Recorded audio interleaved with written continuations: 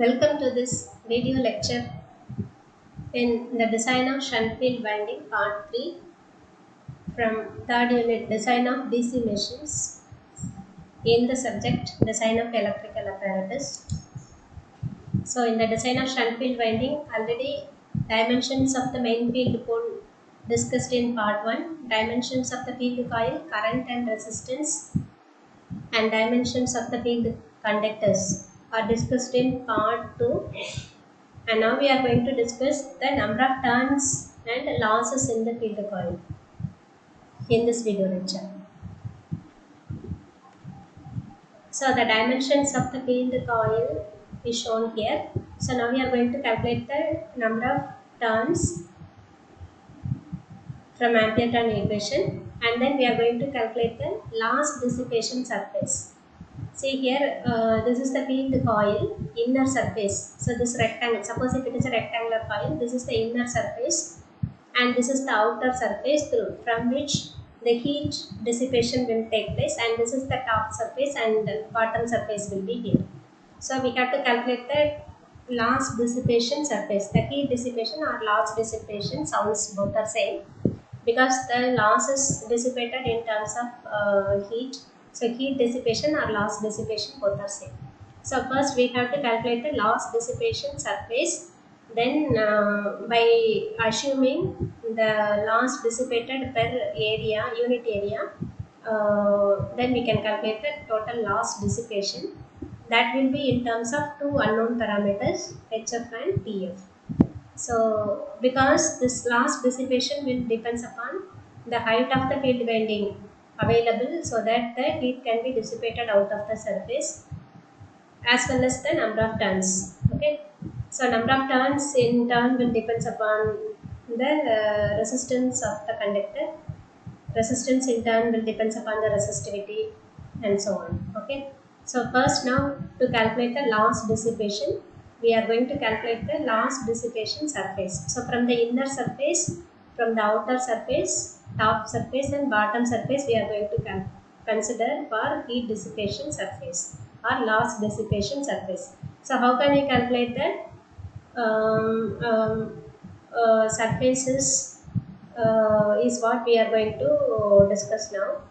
So already we have calculated the mean turn length. So with respect to this mean turn length and this, in both the cases we have calculated, that is in the rectangular cross section as well as in the circular cross section, we have calculated the length of the mean turn. Suppose if we want to calculate the top surface, so this is the top surface through which the heat is going to be dissipated. So how can you calculate the top surface? So one side is this with respect to this LMT. So LMT plus the depth of the field coil is going to be the top surface. Okay, and bottom surface and top surface will be equal, and the inner surface and outer surface will depends upon this HF as well as this LMT. Okay, so you just keep this in mind. So I will show you the equation now.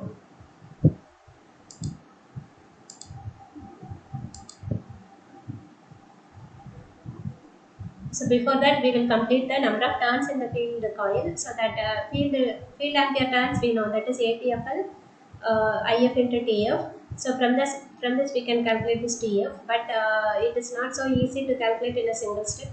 So we need to, because it is a variable, depends upon the loss dissipation surface available to the field coils. So first we are going to estimate the loss dissipation or power loss in the field coil. So that will include two terms TF and HF as unknown variables. Because it is a variable, from this single equation we cannot calculate TF. So we need to develop a methodology to estimate this variables TF and HF. So two equation we are going to derive in the power loss expression. Okay. So power loss in the field coil. So as I just now discussed now, so the power dissipation is going to be taken through all the four surfaces of the field coil, that is inner surface area, outer surface area, top surface area and bottom surface area of the field coil. So inner surface, so top and bottom surface of the field coil is this length of the main turn is one side, and other side is depth of the field coil. Okay. Uh, One side we are considering length of the mean turn, and other side is depth of the field coil. So that is the surface area. Okay. And after bottom and top will be the same. And uh, the inner and outer surface is calculated by knowing the value of that is HF and DF. So height of the field coil minus DF is one side, height of the field coil plus DF is other side. That is inner surface of the field coil is LMT multiplied with HF minus DF, outer surface is HF plus DF. That you can understand from this.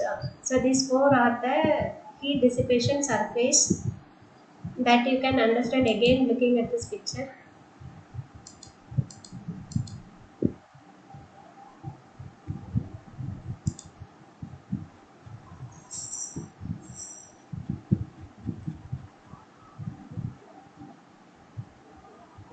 Okay, so one side is always this LMT.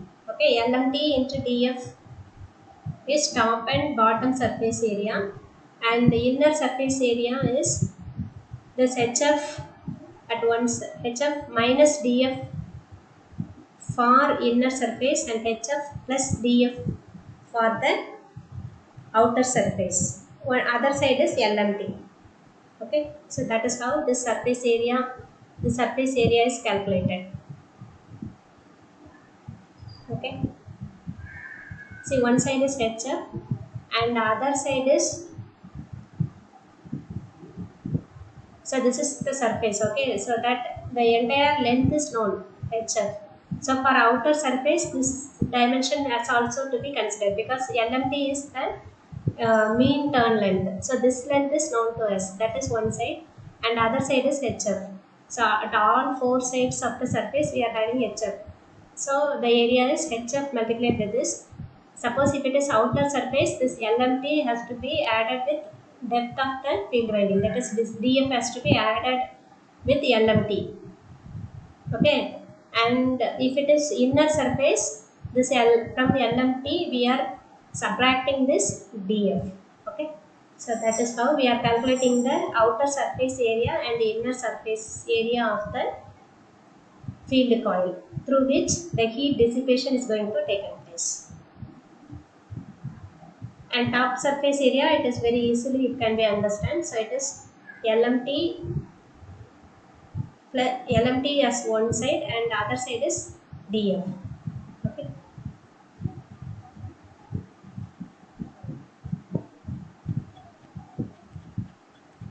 So inner surface, outer surface. So inner surface is HF minus DF, outer surface is HF plus DF, and top and bottom surface is DF multiplied with LMT. So this is the total surface area of the field coil. Yes. So it is we are adding all the four surface areas. So finally we will be getting 2 times of LMT HF plus DF. Okay. So this is the total surface area of the field coil, and permissible copper loss in the field coil is, that is QF, uppercase letter QF, that is equal to surface area into loss dissipated per unit area. Already we can assume this QF as 700 watts per meter square. For the field coil, shunt field coil, the value of QF is 700 watts per meter square. That already I have told you in the starting of design of field coil, shunt field winding. So QF is known to as 700 watts per meter square. So this value is known. So once if we calculate this, yes, surface through which the heat is dissipated, so we can calculate this permissible copper loss in the field coil. Okay, loss dissipated per unit area multiplied with total area is the loss dissipation. That is permissible copper loss in the field coil. So that we are calculating by substituting S as 2 times of LMT into HF plus DF multiplied with QF.